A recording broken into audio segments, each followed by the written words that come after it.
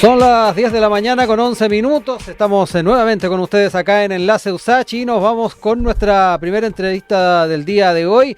Estos días Venezuela confirmó su solicitud para incorporarse al BRICS, este grupo que integran Brasil, Rusia, India, China y Sudáfrica.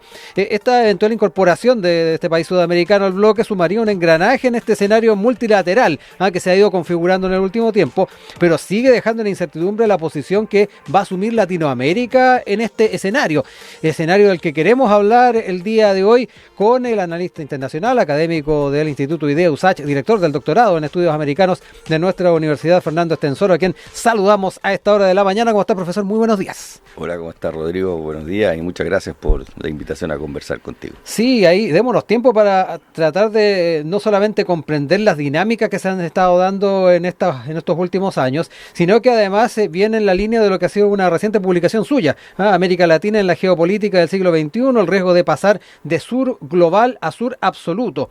Dentro de las ideas que aparecen allí, profesor, usted establece que la zona, mientras siga atada a un modelo económico primarizado, va a continuar en esta senda de subdesarrollo y por lo tanto subordinada y dependiente. Las señales por ahora apuntan a la incorporación a referentes alternativos a los tradicionales de posguerra fría, por ejemplo lo que hemos estado hablando del BRICS, pero me da la impresión que todavía no hay ningún despliegue regional que sea ambicioso y no salga de lo que ha sido UNASUR, de lo que ha sido Mercosur y aspire a algo más amplio. Me quiero quedar con eso para poder entender un poco los procesos que se están viviendo y hacia dónde deberíamos apuntar las políticas, profesor. Claro. Bueno, qué bueno que mencionas ese artículo porque en el fondo es una alerta, ¿no? Uh-huh. Que se está trabajando, se está señalando, porque ahí un poco lo que se explicaba es que, sobre todo después de que terminó la Guerra Fría, dividir el mundo en primer mundo, sí, segundo mundo, tercer mundo perdió sentido, porque el segundo mundo, que era el mundo industrializado pero comunista, desapareció. Sí. Y el primer mundo, que era lo que hoy día se conoce como los países capitalistas desarrollados, ¿no es cierto?, incorporan a gran parte de ese segundo mundo, ¿ya? Entonces se empezó a hablar más bien de sur y norte, ¿ya? El norte, que vienen a ser los países industrializados, tecnologizados, con un gran desarrollo tecnológico industrial, un gran nivel de vida, ¿no es cierto?, un desarrollo capitalista, y el sur, todos los demás, o sea, todos los subdesarrollados. Y en algún momento incluso incorporando a China en este sector. Claro, lo que pasa es que cuando se hablaba de la división norte-sur, en realidad se comenzó a hablar en los años 70 y 80, ¿ya? Que era una forma de salirse del conflicto este-oeste, entre comunistas y capitalistas, sí, ¿no es cierto?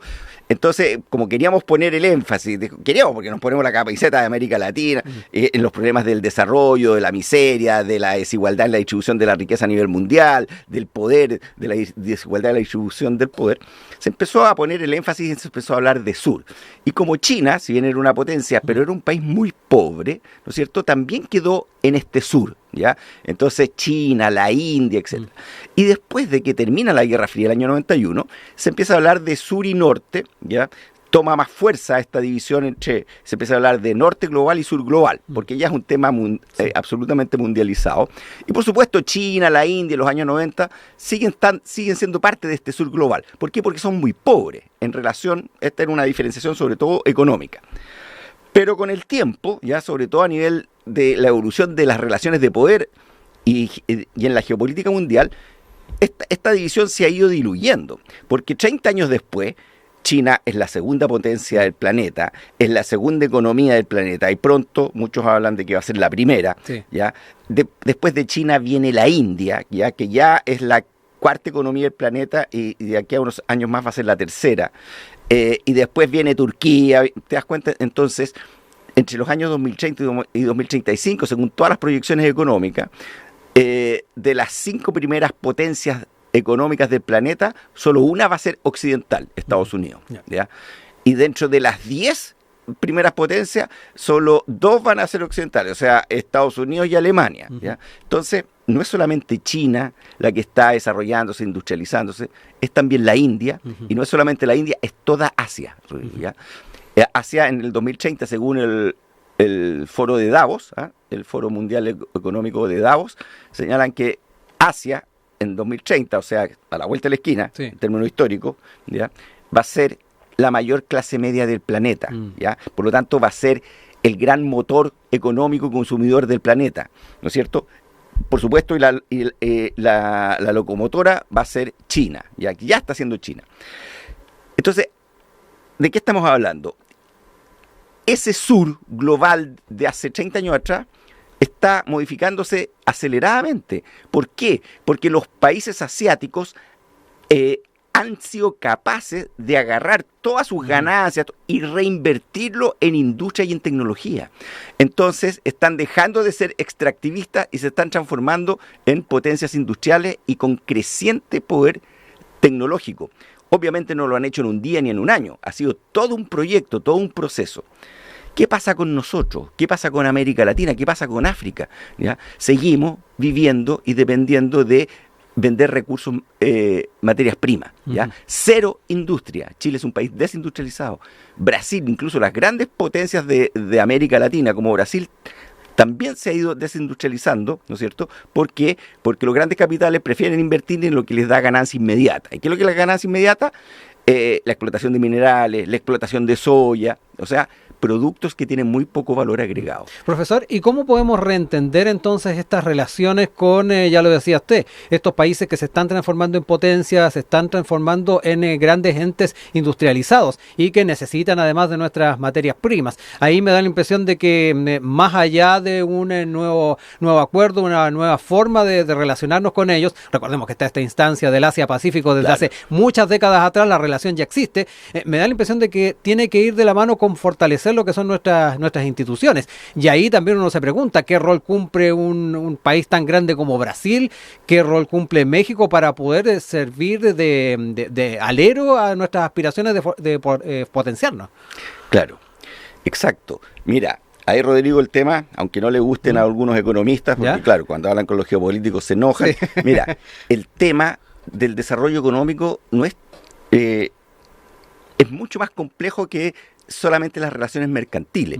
Tú lo has dicho, hace más de 20 años que tenemos relaciones Asia-Pacífico, pero mientras nosotros les vendemos piedra a los asiáticos, ellos nos venden tecnología, nos venden satélites, nos venden celulares, ¿ya? Nosotros les vendemos palo y ellos nos venden biotecnología.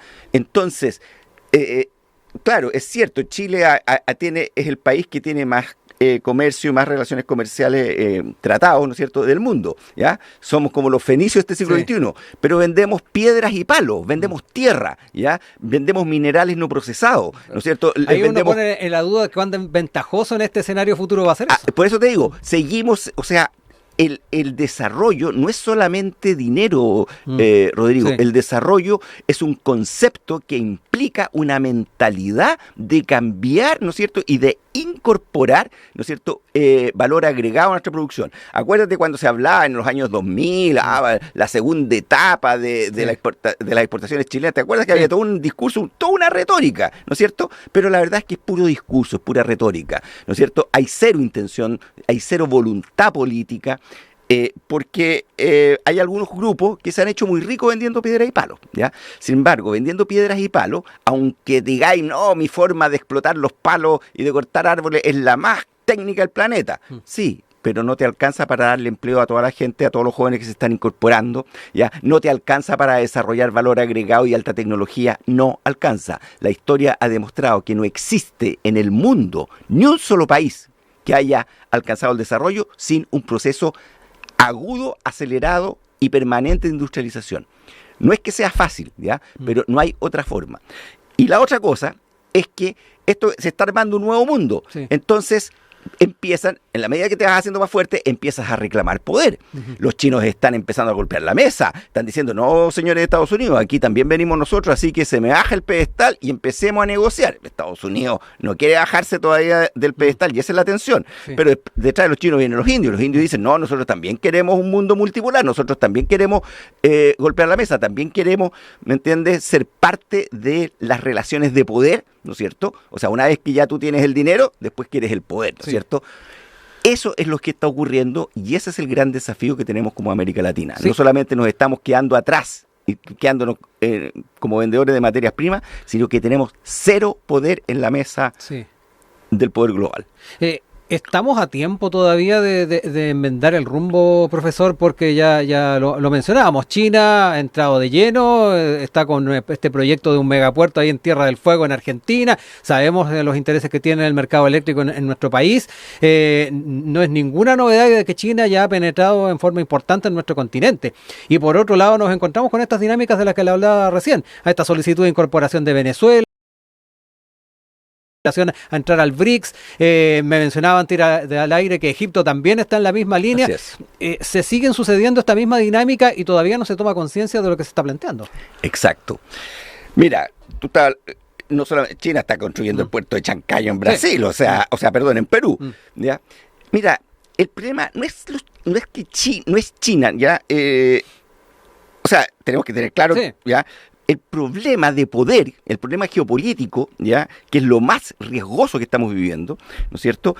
Es que como países pequeños, como países Chile, ¿ya? ¿Qué capacidad tiene de negociar de verdad? Pues no solamente con frases bonitas, viene, qué rico es el vino chileno y aquí se la compran todas, ¿no es cierto? Y entregamos todo, ¿no es cierto? Entregamos nuestra riqueza. No. El tema el gran tema, que no solamente como Chile, sino como América Latina, incluido Brasil, ¿ya? Que tenemos, es que no tenemos capacidad, no podemos negociar con esos gigantes, ¿ya? El problema, no podemos negociar de forma ventajosa, por eso es que tenemos que unirnos, porque, como te digo, es China, sí, pero también están entrando los indios, también están entrando los rusos y los Estados Unidos. ¿Cuál es el problema? Y lo que ocurrió a principio de año, en marzo, abril, un tema que pasó desapercibido prácticamente, ¿ya? Pero que es gravísimo. Estados Unidos, ¿no es cierto?, que está en guerra con China, ¿no es cierto?, en guerra no solamente comercial, sino una guerra que se está poniendo cada vez más caliente. ¿Por qué?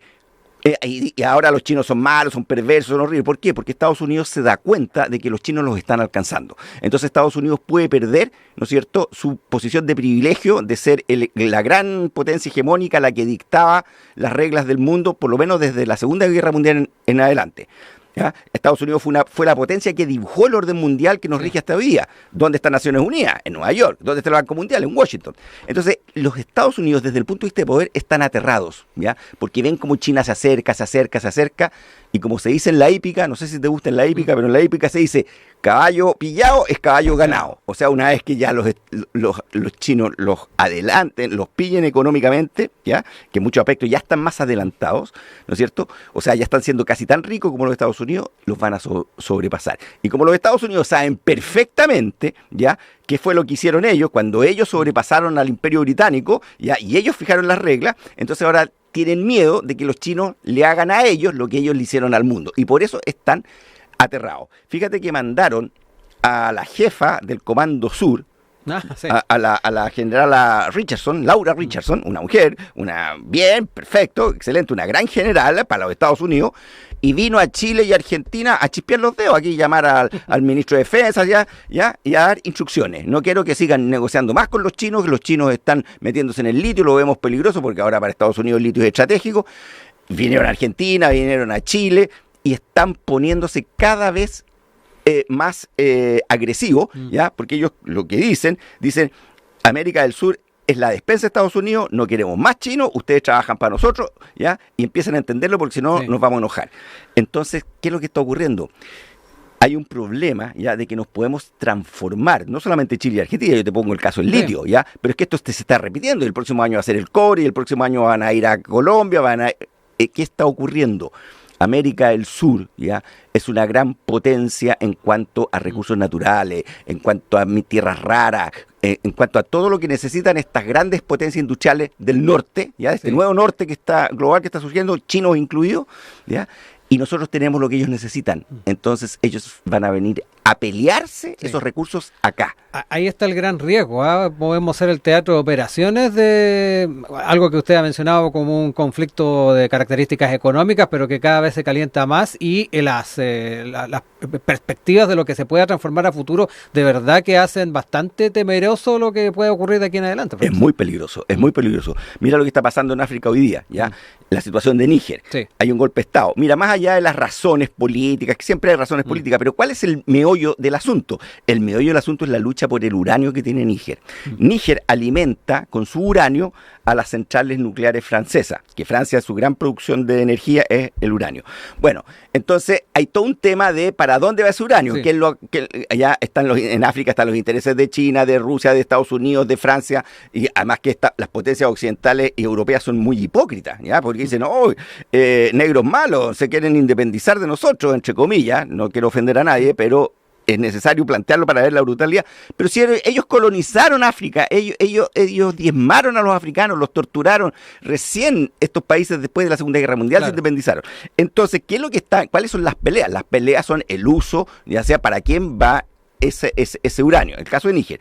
Entonces, la probabilidad que haya una guerra en África es altísima, ¿ya? Porque se van a meter todos, cada uno se mete, todos tienen la razón de las grandes potencias. El problema es que son las grandes potencias que más allá de lo que digan, se pelean y van a ir a pelear a África porque África es un país, es un continente pobre, los países africanos son débiles, van a usar a los africanos para pelear sus guerras comerciales entre sus grandes conglomerados económicos y transnacionales, y eso mismo va a empezar a pasar aquí en América Latina, ¿ya? Entonces, por eso es fundamental la unidad de la región. Para hablar de las estrategias, yo le invito a que lo hagamos a la vuelta de la música, profesor. Vamos a escuchar a Marjó, Je sais, y ya estamos de vuelta con más Enlace. 10 de la mañana con 31 minutos, retomamos el diálogo que estamos sosteniendo con Fernando Estensoro, analista internacional, académico del Instituto IDEA USACH y director del doctorado en estudios americanos de nuestra universidad. Estamos hablando de la situación de América Latina en el escenario geopolítico multipolar, y en particular hemos estado siguiendo las distintas cosas que han estado pasando alrededor del mundo, cómo además se ha ido transformando el tema de las potencias y estamos ante un mundo multipolar, y ahí gran importancia tienen las definiciones que tomemos, no solamente como países. Usted nos decía, solos no tenemos forma de poder negociar en forma fuerte con las grandes potencias, pero tal vez el escenario cambiaría bastante si lo hacemos en bloque. Y frente a ello, profesor, es bien importante saber cuáles son los diagnósticos que se están haciendo en el resto de los países. Usted me mencionaba que hasta hace poco anduvo por allá en Colombia, donde estuvo también tratando este tipo de temáticas, y no sé cuál es el grado de percepción que se tiene frente a esta dificultad, esta amenaza que si lo vemos en el mediano corto plazo para nuestra región, y si desde la academia efectivamente se puede impulsar un cambio de mentalidad. Bueno, claro, yo creo que hay muchas fuerzas que están empezando a navegar ya hacia el mismo lado, por así decirlo. Como tú decías, en Colombia fue bien interesante porque fue tanto de la academia, ya un encuentro que se organizó tanto la academia, pero también con el espectro político colombiano. Y es muy interesante porque, por ejemplo, hay ministros, fueron 2 días y medio de discusiones, habían ministros, habían parlamentarios, ya, y el espectro, por ejemplo, del gobierno es bien amplio, o sea, va desde el Partido Liberal hasta partidos de centro y la izquierda. Y era impresionante como, claro, uno lo analiza más bien teóricamente, viene advirtiendo, pero cómo ellos ya lo empiezan a vivir, ¿ya? Entonces contaban una cantidad de casos concretos de negociaciones, sobre todo con la Unión Europea, que está ahora Europa está con todo un discurso súper lindo, vamos a invertir 40.000 millones de euros en América, chiquillos, vamos para allá. Sí, pero van a invertir en lo que ellos quieren, pues no es lo que nosotros necesitamos, ¿ya? Y quieren invertir, pero quieren cero tecnología, llevarse todo. Entonces explicaban casos concretos de las negociaciones y cómo ya a la hora de negociar se acababa el discurso, ¿no es cierto?, políticamente correcto, y todos tratan de sacar el mayor provecho posible para sus intereses. Entonces ellos también, y Colombia decía, y comentaban esto, entonces uno daba el marco general, teórico, esta geopolítica global, y ellos te daban ejemplos concretos. Mire, la semana pasada estuvimos negociando, ¿no es cierto?, con una comisión de la Unión Europea y nos salieron con esto otro. Entonces es muy dramático, sobre todo en el tema de financiero, de las finanzas, ¿ya? Ponían el caso de que Europa insiste en que en los tratados comerciales que se firman, las multinacionales tengan la capacidad de demandar a los estados, lo cual es una aberración, ¿ya? Porque en el derecho internacional solamente los estados se relacionan con estados, ¿no es cierto? Bueno, pero entonces ellos aplican un criterio comercial, mercantil, de derecho privado, de comercio, ¿ya?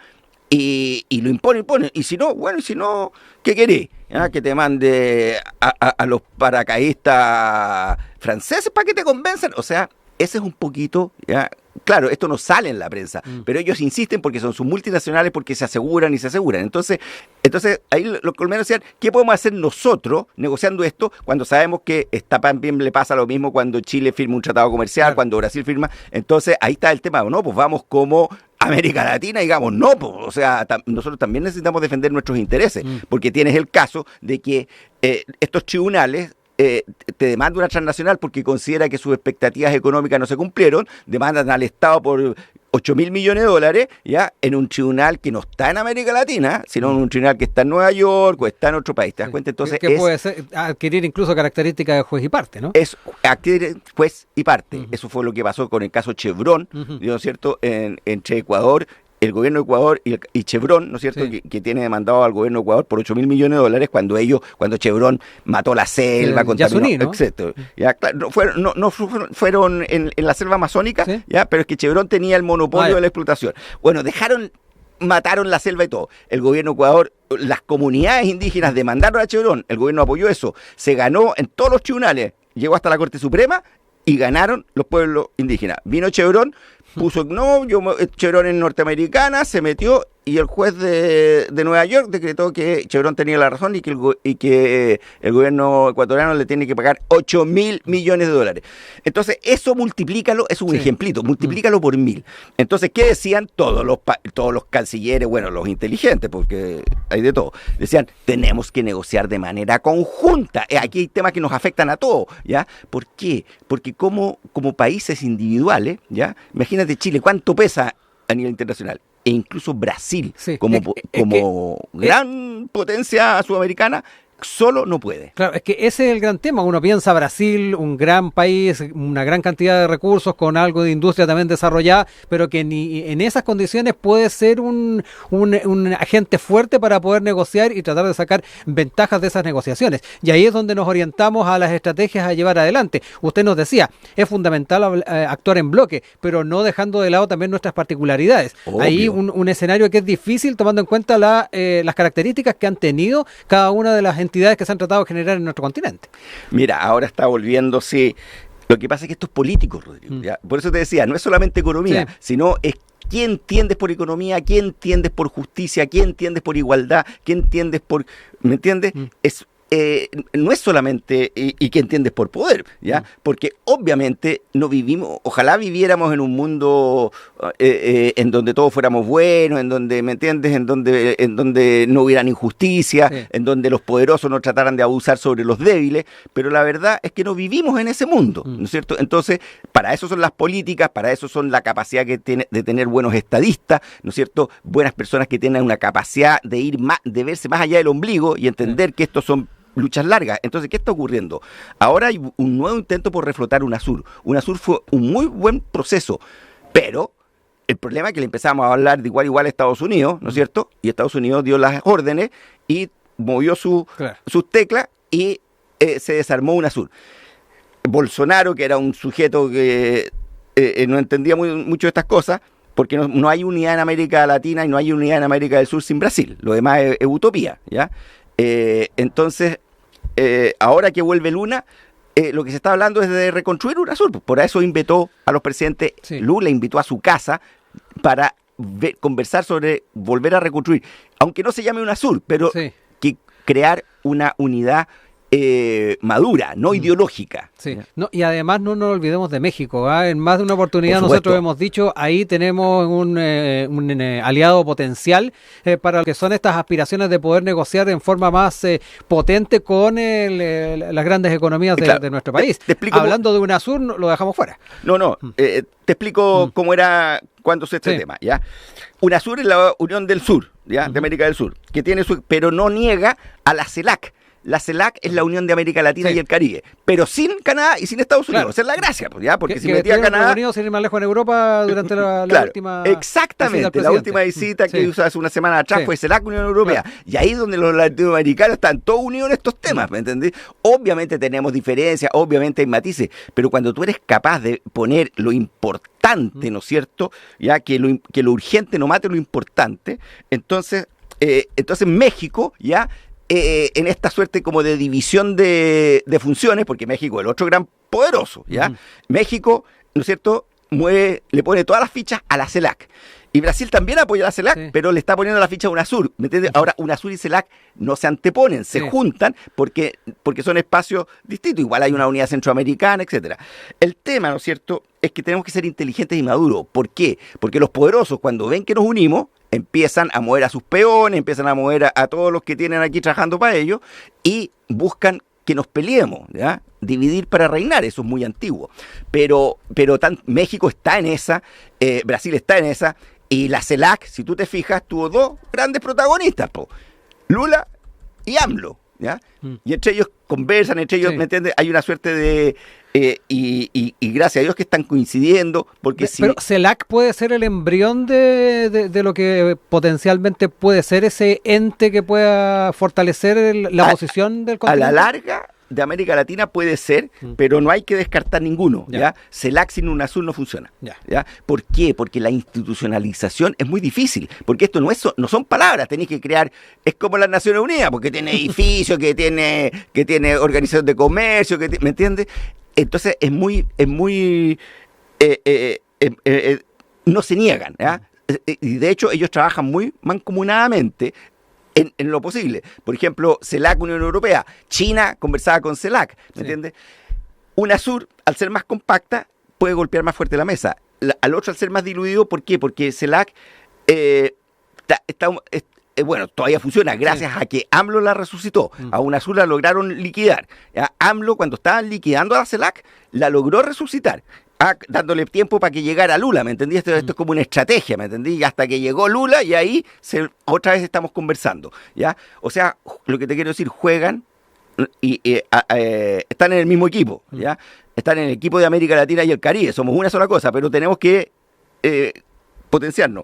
Y por supuesto, los que no quieren que nos unamos exacerban las contradicciones. Decían, no, México y Brasil están antagónicos. Nah, eso es mentira. O sea, más allá de eso, cada país tiene sus posiciones, pero en esto no se pierde. No se pierde AMLO y no se pierde Brasil tampoco. ¿Mercosur es una carta a tomar en cuenta? Obvio. Mercosur...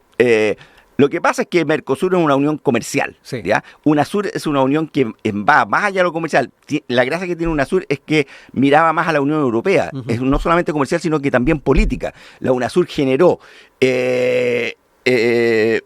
asociación de defensa, participaban todos los ministerios de defensa, todas las Fuerzas Armadas de América del Sur, iban los generales, iban todos, y fueron los más ordenaditos, porque tú sabes que los militares son bien ordenaditos, fue lo que mejor funcionó. Asociación de Medicina, todos los ministerios de los ministerios de salud trabajando imagínate si lo hubiéramos tenido ya para el tiempo de la pandemia, la UNASUR, ya. Educación, tenían todo un plan para que los títulos ya fueran de América del Sur se convalidaran, o sea que un profesional chileno no tuviera que convalidar su título en Brasil o en Argentina o en Paraguay, lo mismo, ¿me entiendes? Estaban avanzando en términos reales, tenían planes, era un desarrollo, ¿me entiendes? Entonces era más fácil en ese sentido, mucho más acelerado. CELAC no está tan maduro todavía, ¿ya? Pero aquí se iba avanzando de manera muy acelerada y por eso que la liquidaron, por eso que ella, ¿me entiendes? Porque se estaban viendo. Obviamente ahí hay temas que son más espinosos pero más allá de lo ideológico se estaba llegando a consenso. Se estaba llegando, y no solamente eso, había un plan para generar ya el Servicio Geológico de América del Sur, donde Chile aportaba mucho por su geomín. Nosotros casi íbamos a encabezar eso. ¿Cuál era el tema? ¿No es cierto? Porque resulta que los Estados Unidos, los europeos, saben más lo que nosotros tenemos que lo que nosotros mismos. Entonces decía, eso no puede ser, porque te dicen, mira, quiero sacar un poquito de cobre aquí del sur de Chile, y resulta que en el fondo lo que quieren es el uranio que viene en el cobre, las tierras raras que están en el cobre, ¿me entiendes? Entonces ese nivel de piratería ya está absolutamente estudiado, está documentado. Entonces, ¿qué dijeron? Oye, juntemos, porque generar un servicio geológico con satélites de primera categoría y todo es caro. Creemos un servicio satelital, ¿ya? Y se miraba mucho lo de Senajemín. Nosotros hubiéramos encabezado eso. Profesor, en los últimos minutos que nos quedan, no quiero dejar de hablar de África, porque lo mencionaba en este sur que eventualmente, como lo plantea en su artículo, se podría transformar en un sur absoluto. Nos hablaba de las dinámicas que se están dando en ese continente, las guerras que se están estableciendo por los recursos. ¿Cómo debiese ser también la relación con este continente en el entendido de que podamos fortalecer UNASUR, podamos fortalecer esta entidad dentro de nuestro continente? Claro, eso es lo que se llama las relaciones sur-sur, ¿ya?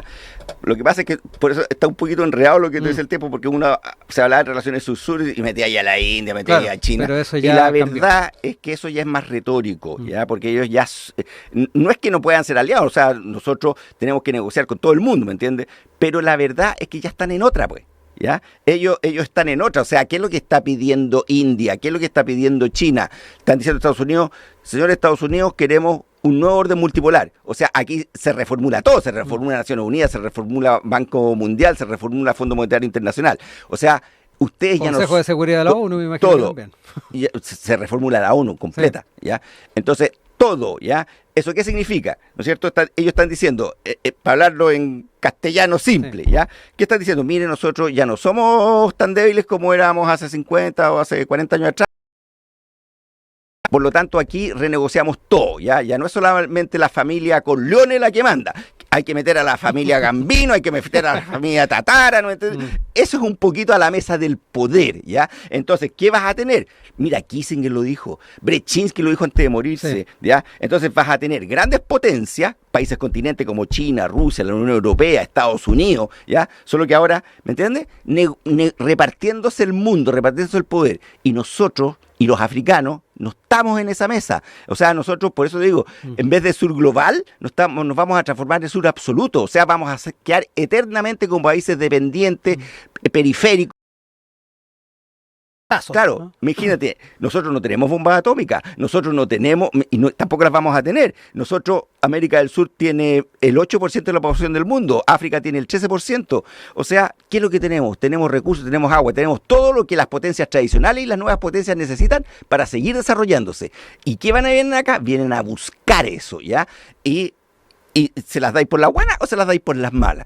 Entonces lo peor que podemos hacer es alinearnos con uno, comprarnos el cuento de los Estados Unidos que son buenos. No, nosotros tenemos que velar por nuestros propios intereses. Sí, lo mismo que con el BRICS. Negociar con Estados Unidos, negociar con China, negociar con Rusia, negociar con la India, negociar con la Unión Europea, de acuerdo a nuestros intereses. Entonces lo que yo te digo, si negociamos solo estamos perdidos. La única posibilidad, ¿no es cierto?, es unirnos. ¿Y qué está pasando con los BRICS?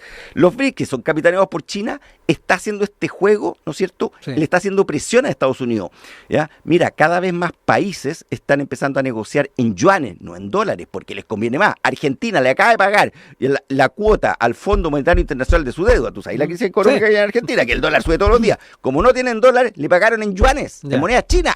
Estaba hablando hace 3 semanas atrás, ¿ya? Y aquí no sale la noticia porque están todos calladitos, ¿ya? ¿Me entiendes? Entonces, ¿qué está ocurriendo? Eso es real, ¿ya? Quieras o no quieras, ¿ya? Están surgiendo nuevos patrones en este mundo del poder. Y hay que reaccionar a eso. Y tenemos que reaccionar, porque si no, va a pasar lo mismo. El poderoso te va a pasar, sea chino, sea indio, sea ruso, sea Estados Unidos, te va a pasar la máquina, ¿ya?